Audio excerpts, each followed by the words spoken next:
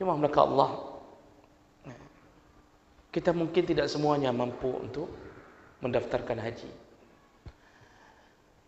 Maka bagi mereka yang masih punya harta dan masih merindukan surga, hendaknya dia beramal saleh mulai dari 1 Zulhijjah. Yaitu yang pertama, disunnahkan untuk berpuasa sunnah Zulhijjah mulai dari hari pertama sampai hari ke-9. Puncaknya di hari ke-9 yang dinamakan dengan hari Arafah. Jadi disunnahkan puasa setiap hari dari 1 Zulhijjah. Ini berdasarkan keterangan hadis dari isteri Nabi sallallahu alaihi wasallam yang menyebutkan kana Rasulullah sallallahu alaihi wasallam yasumu 9 Zulhijjah. Rasulullah itu senantiasa berpuasa 9 hari pertama bulan Zulhijjah. Jadi Rasulullah sudah terbiasa berpuasa 9 hari bulan Zulhijjah. Puasanya setiap hari, dimulai dari hari Kamis ini. InsyaAllah, selama masih Allah berikan kesempatan, berbuatlah. Karena kita tidak tahu apakah kita masih bertemu dengan amal saleh berikutnya di tahun yang akan datang, kita tidak tahu. Selama diberi kesempatan oleh Allah, lakukanlah. Jadi begitu dikasih kabar ada amal saleh puasa sunnah Zulhijjah, azamkan hati. Artinya insyaAllah saya puasa. Kalau seandainya tidak sanggup setiap hari, lakukanlah selang-selang. Mungkin bagi mereka yang punya uzur, selang-selang.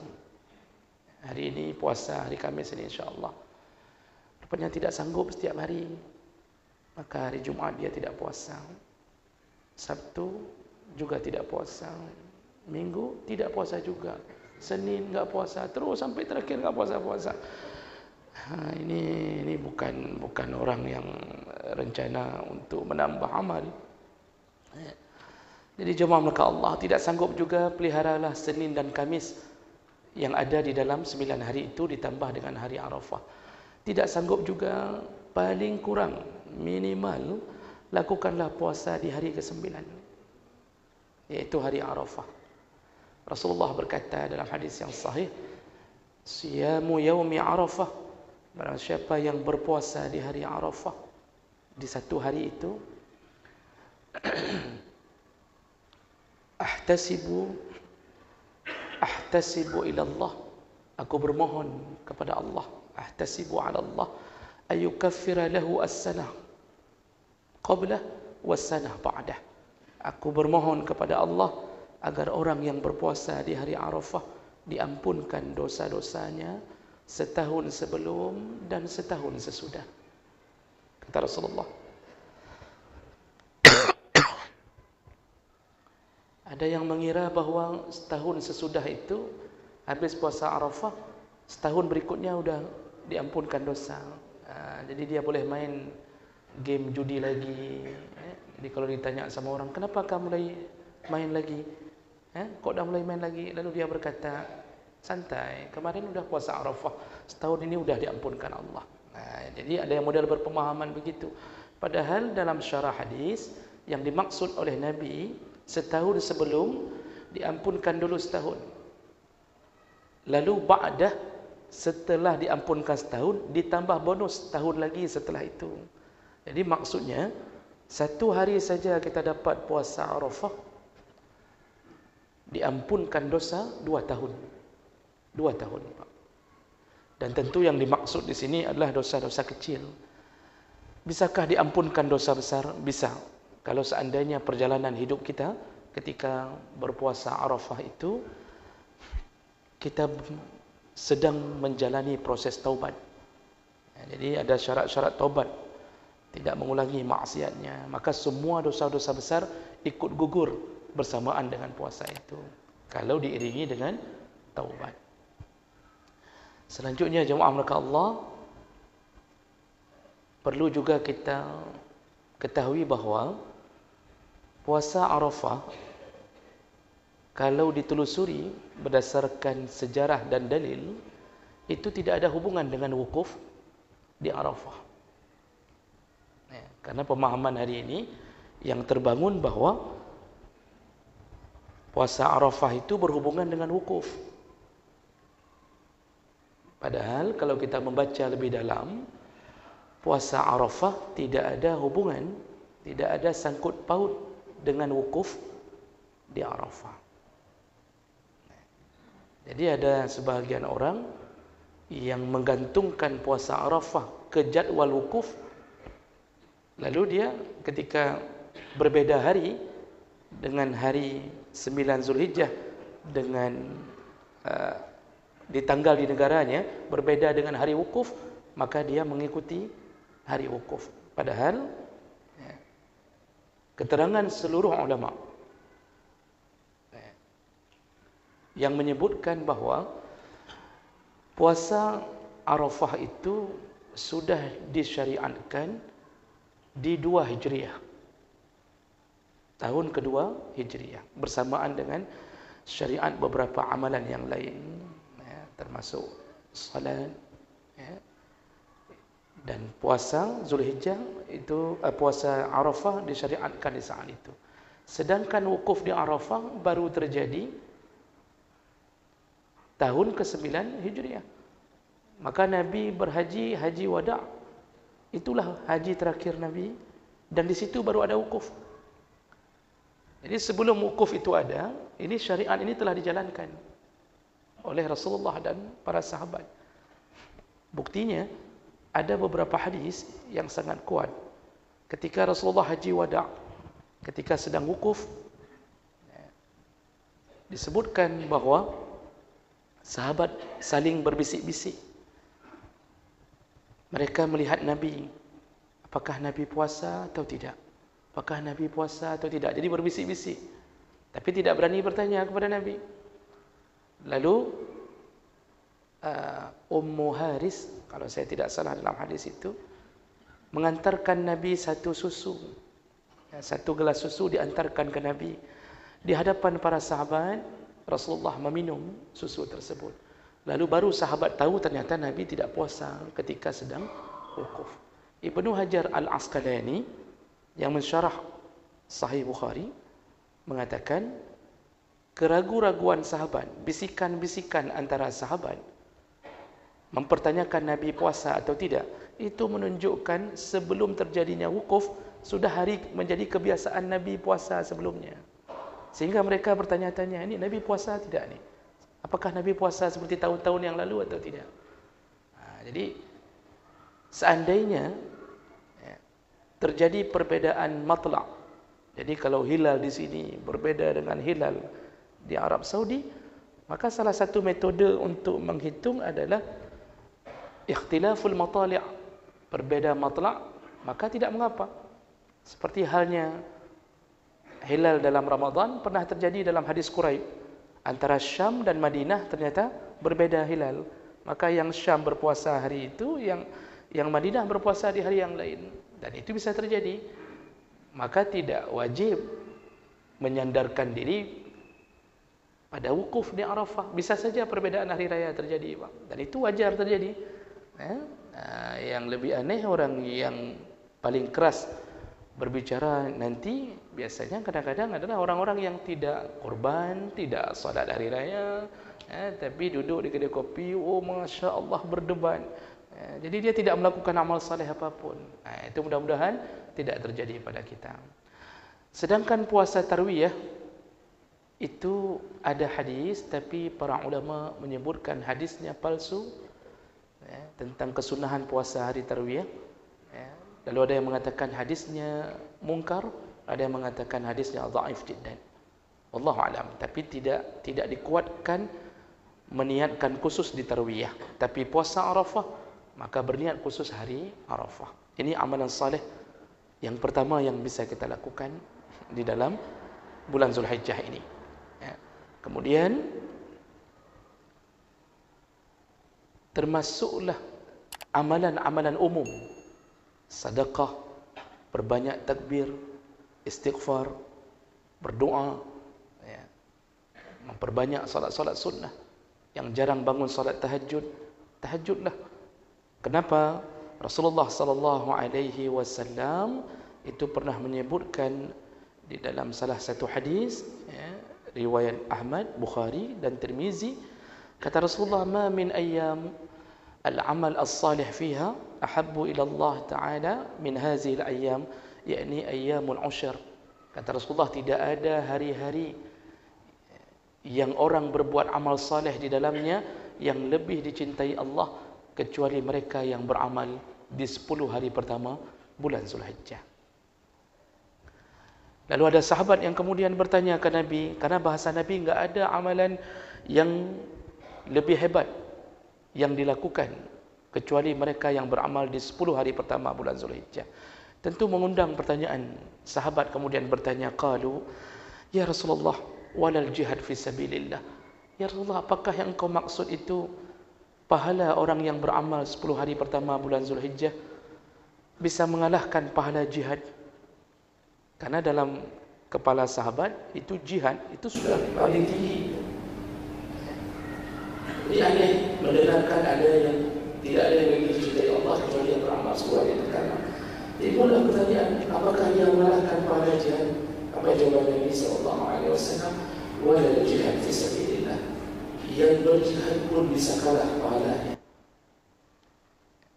Illa rajulun kharaja binafsihi wa malihi, kecuali orang yang berjihad itu keluar ke medan perang dengan nyawanya, dengan dirinya, dengan hartanya. Falam yarji' min dzalika bisyai', dan tidak pernah kembali ke kampung halamannya sama sekali. Artinya dia gugur syahid di medan perang, baru bisa mengalahkan amalan orang yang beramal 10 hari pertama bulan Zulhijjah. Jadi hanya syahid, hanya yang syahid. Jadi kalau tidak syahid, pulang kembali dengan luka di badan, pulang kembali dengan pedang yang bengkok, pulang kembali dengan kuda yang patah kakinya, walaupun pahalanya besar, tidak bisa mengalahkan pahala orang-orang yang berjuang di 10 hari pertama bulan Zulhijjah. Jadi bersemangatlah menghadapi bulan Zulhijjah ini. Banyak orang yang meremehkannya, ya, artinya ada orang yang ketika buka kalender itu tidak seperti membuka kalender menghadapi Ramadan. Ketika menghadapi Ramadan, ketika dibuka kalender, orang akan bertanya, pajan puasa, kapan mulai puasa, kapan mulai puasa. Ketika buka kalender menjelang Zulhijjah, yang ditanya, kapan hari raya, kapan hari raya. Ada yang enggak teringat pun kapan 1 Zulhijjah. Kenapa? Karena tidak menjadi sebuah kebiasaan memuliakan bulan Zulhijjah. Padahal Nabi SAW dalam hadis riwayat Bukhari Muslim dari Abu Bakrah radhiyallahu anhu, Rasulullah berkata, syahrani la yanqusan.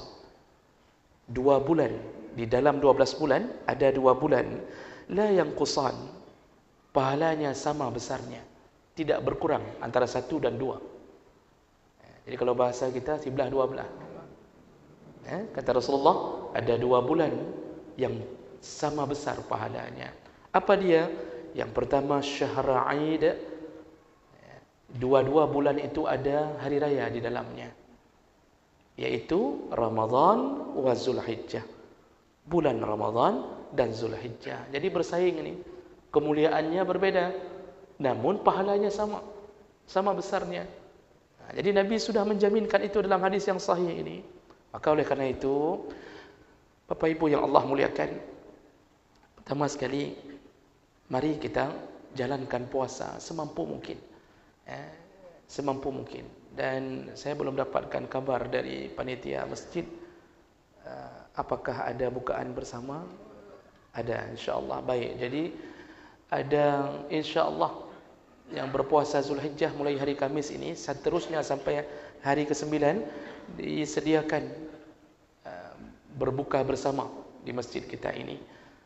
Mudah-mudahan kita bisa berkumpul sampai ke surga Allah sebagaimana kita berkumpul bersama-sama di dalam kebaikan. Namun walaupun begitu, bawa sedekahnya. Itu lebih baik lagi, karena bulan Zulhijjah tadi amalannya banyak sekali Pak, termasuk sedekah. Kalau bisa jangan lagi uang abu-abu dan yang hijau. Jangan yang abu-abu, jangan yang 2.000, jangan yang hijau yang 20.000. Naikkan sedikit menjadi biru, paling kurang 50.000 setiap waktu. Masya Allah, mudah-mudahan menjadi amal yang membela kita nanti di hari kiamat.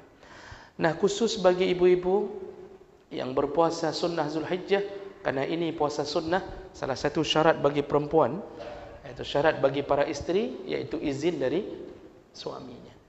Izin dari suaminya. Jadi minta izin itu tidak mesti setiap hari, tidak mesti setiap malam mau puasa, bang besok izin, bang besok izin. Tidak, cukup keridhaan di hari pertama, diizinkan atau tidak. Karena Rasulullah telah mengatakan tidak akan sah, tidak diterima puasa seorang istri yang tidak ada izin dari suaminya. Nah, suami mana yang harus minta izin? Yang pertama, suami sendiri.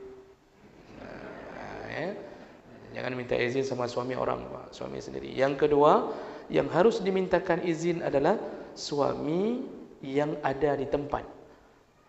Jadi kalau suaminya tidak di tempat, kerja di Pekanbaru, atau kerja di Kalimantan, sedang membangun ibu kota, tidak pulang-pulang, itu tidak perlu minta izin, karena tidak mengganggu kebutuhannya. Tapi yang ada di tempat yang mengganggu kebutuhan, bisa jadi suami mengatakan jangan, aku membutuhkanmu. Jadi kalau sudah dibutuhkan, maka istri tidak boleh puasa. Jadi waktu suami bilang jangan, kata istri, alhamdulillah, itulah yang kuharapkan. Kata istri. Berarti memang hanya rencana puasa, berarti. Jadi jemaah mulakan Allah Subhanahu wa taala, itu syarat bagi seorang perempuan. Dan bedanya dengan puasa wajib, puasa sunnah boleh dibuka walaupun tanpa uzur. Karena Rasulullah pernah berpuasa ketika tidak ada makanan di rumah, lalu ketika dihadirkan makanan oleh Aisyah berupa kurma bercampur susu, kata Rasulullah, bawalah kemari, padahal tadi aku sudah berniat puasa, tapi aku akan berbuka. Jadi boleh. Jadi bapak yang mendapatkan undangan walimah, datangi walimah wajib bagi yang tidak uzur. Ketika di walimah puasa, tapi ketika mencium bau rendang lalu dia ingin berbuka, bolehkah? Boleh. Namun makruh, Pak. Karena Allah mengatakan wala tubtilu a'malakum, jangan batalkan amal yang sedang engkau kerjakan, tapi tidak berdosa, boleh. Hadis dari Ummu Hanik mengatakan as-saim al-mutatawwi' amirun li nafsih. Orang yang berpuasa sunnah maka dia bisa mengatur dirinya sendiri. Bagi yang ingin mengqadha, juga sepakat para ulama mengatakan boleh mengqadha di atas hari-hari sunnah. Qadhanya tertunaikan, sunnahnya dapat. Itu amalan yang hebat. Kalau haji jangan ditanya. Nah, kita kemudian jangan lupa ada 4 hari yang juga ditunggu Allah, hamba yang paling dicintainya. Rasulullah berkata, ma amila ibnu Adam amalan yawman nahri ahabbu ila Allah min iraqatid dam. Tidak ada amalan anak Adam yang dilakukan di hari-hari nahar. Hari nahar itu 4 hari, yaitu 10 Zulhijjah, 11, 12, 13. 10 Zulhijjah hari raya, 11, 12, 13 disebut hari tasyriq. Disebut hari tasyriq karena syarraqa yusyarriqu, itu artinya menjemur. Menjemur. Jadi apa yang dijemur? Dulu tidak ada kulkas. Rasulullah menyembelih di hari raya pertama dan sahabat, lalu kemudian menjemur daging itu di 3 hari. Disebutlah hari-hari tasyriq. Lalu kenapa disebut hari nahar? Naharun itu pangkal leher unta, tempat uram batang leher unta, itu nahrun. Disebut hari nahar karena penyembelihan dilakukan di nahrun, di batang leher unta, karena unta susah untuk disembelih di ujung lehernya. Jadi disebutlah hari menyembelih 4 hari. Kata Rasulullah, tidak ada amalan anak Adam yang lebih hebat di 4 hari itu. Jadi kan termasuk 10 hari pertama, Pak. Karena 10 hari itu, di hari ke-10 kita nyembelih. Dan hari yang paling afdal menyembelih adalah hari ke-10, hari raya pertama. Namun hari ini susah dilakukan karena proses setelah salat tidak cukup waktu untuk menjelang salat zuhur. Jadi diambillah hari berikutnya. Ya. Dulu menyembelih di rumah masing-masing. Rasulullah menyembelih di rumah sendiri, sahabat sembelih di rumah sendiri. Hari itu juga tuntas semuanya. Hari ini kita mengumpulkannya, menyembelih bersama, itu juga perbuatan yang baik. Jadi tidak mengapa di hari-hari tasyrik. Jadi jangan salah faham, kita mengira ada amal yang lebih hebat sehingga kita bersedekah 5 juta tapi tidak ada kurban. Kita telah terbodohi dengan pemahaman sendiri. Lebih utama kurban daripada amalan bentuk harta apapun. Makruh hukumnya meninggalkan kurban. Kalau dalam mazhab Hanafi berdosa besar, karena mazhab Hanafi mengatakan wajib. Jumhur ulama selain Hanafi mengatakan sunnah muakkad. Wa yukrahu tarkuha lil qadir 'alaiha. Makruh meninggalkan kurban. Siapa? Bagi yang mampu. Rasulullah berkata, "Man wajada si'ah," barang siapa yang sudah diberi kemampuan oleh Allah, falam yudahi, tidak juga berkurban, fala yaqrabanna musallana. Jangan dekat-dekat dengan musalla kami, kata Rasulullah. Maksud jangan dekat-dekat, Rasulullah benci. Seakan-akan Rasulullah ingin mengatakan engkau bukan umatku. Engkau mampu tapi tidak berkurban. Jadi diancam dengan kebencian Allah dan kebencian Nabi. Makanya orang kadang-kadang sering ditanya, bagaimana tahun ini ada rencana kurban? Selalu jawabannya, enggak tahu kita lihat dululah. Selalu tidak tahu, padahal mampu tu. Gaji Masya Allah 10 juta gaji. Macam-macam harta ada, tapi tidak kurban. Jawabannya mungkin kayaknya enggak mampulah tahun ni, tidak mampulah tahun ni. Sudah 10 tahun dia mengatakan dia tidak mampu, tidak kurban. Ada yang mengatakan sudah tahun yang lalu, sudah tahun yang lalu. Ini model-model manusia begini. Nanti kalau ketemu malaikat, dia akan bertanya ke malaikat, kira-kira saya masuk surga atau tidak? Malaikat akan mengatakan, enggak tahu kita lihat nanti dulu. Begitu jawaban mereka. Ukuran mampu sehingga menyebabkan makruh tidak berkurban, ukuran mampu yang paling tegas mazhab Syafi'i. Mazhab Syafi'i mengatakan yang disebut mampu, yang sudah punya harta untuk beli kurban, berapa sekarang? 3 juta. Ada harta untuk beli kurban dan dia masih punya sisa harta untuk menghidupi dirinya dan keluarganya sampai di hari tasyrik terakhir. Jadi batasannya masih bisa hidup sampai hari tasyrik terakhir, hari raya keempat. Jadi kalau masih ada di ATM sekitar 2 juta, coba musyawarah dengan isteri, ini kita sudah beli, ada uang 3 juta untuk beli kambing, masih tersisa 2 juta. Coba pikirkan, kira-kira bisa hidup tidak sampai hari tasyrik terakhir? Kalau yakin mampu bisa hidup, dia terkena sunnah muakkad untuk berkurban. Makruh tidak berkurban. Makruh. Bahkan mazhab Syafi'i mempertegas lagi, sunnah muakkad bagi pribadi, tetapi bagi satu rumah terkena sunnah kifayah. Artinya hendaknya satu rumah ada yang berkurban satu orang. Kalau tidak mampu semuanya, berusahalah berkurban satu orang. Kalau pahala, insya-Allah satu keluarga dapat semuanya. Dan itu dipertegas Pak dalam kitab-kitab Syafi'iyah. Dalam kitab Tuhfah disebutkan satu keluarga dapat pahala semuanya. Dalam fatwa Ar-Ramli, Imam Ar-Ramli juga menyebutkan satu keluarga dapat pahala semuanya dengan satu orang berkurban dalam keluarga. Dalam Majmu' Syarah Muazzam, Imam Nawawi juga menyebutkan itu. Jadi mulai dari anak, isteri, sampai yang tinggal bersamanya dapat pahala. Maka oleh karena itu, jangan sampai ada rencana tidak berkurban. Miris sekali ketika mendengarkan dalam satu kampung ada 200 kakak. Tapi ya waktu kita lihat kurban, yang berkurban cuma 20 kakak. Yang lain merasa tidak mampu. Kalau betul-betul tidak mampu, dimaklumi. Tapi mampu tidak berkurban, maka dia tidak berhasil membuktikan cintanya kepada Allah Subhanahu wa taala. Karena kurban itu adalah cerita cinta. Nabi Ibrahim sangat mencintai Ismail. Tapi begitu ditantang Allah, pilih aku atau pilih Ismail, langsung Ibrahim menyatakan, ku pilih engkau ya Allah, ku sembelih anakku demi taat padamu ya Allah. Dia bulatkan cintanya pada Allah. Kita hari ini tidak ditanya itu. Kita ditanya oleh Allah, pilih aku dengan berkorban atau pilih memperbaiki mobilmu, atau pilih membeli HP-mu, atau ibu-ibu disuruh pilih aku kata Allah, atau pilih memperbaiki gorden yang baru, atau ingin beli permadani, atau ingin beli Tupperware dengan model terbaru. Macam-macam pilihannya. Banyak orang hari ini tidak bisa membuktikan cintanya. Tapi kalau bicara masalah Allah, subhanallah, dia mengatakan Allah lah satu-satunya, Muhammad lah satu-satunya. Begitu disuruh buktikan cinta, dia tidak mampu melakukannya. Maka Allah akan menandainya.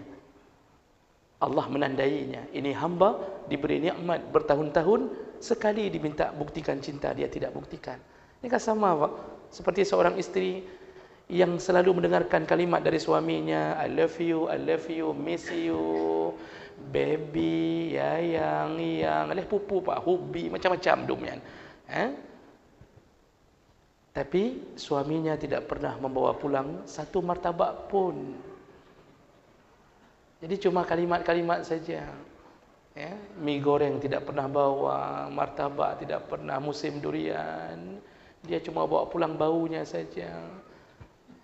Berarti cintanya hanya pada lisan. Maka jemaah melakukan Allah Subhanahu Wa Taala, sambutlah bulan ini dengan kemuliaan. Mari kita berpuasa, lalu berniatlah dengan segera untuk melakukan kurban. Jangan lewatkan bonus dari Allah Subhanahu Wa Taala. Mudah-mudahan Allah kumpulkan kita kembali di dalam surganya. Amin ya rabbal alamin. Subhanakallahumma bihamdik, asyhadu an la ilaha illa anta, astaghfiruka wa atubu ilaih. Wassalamualaikum warahmatullahi wabarakatuh.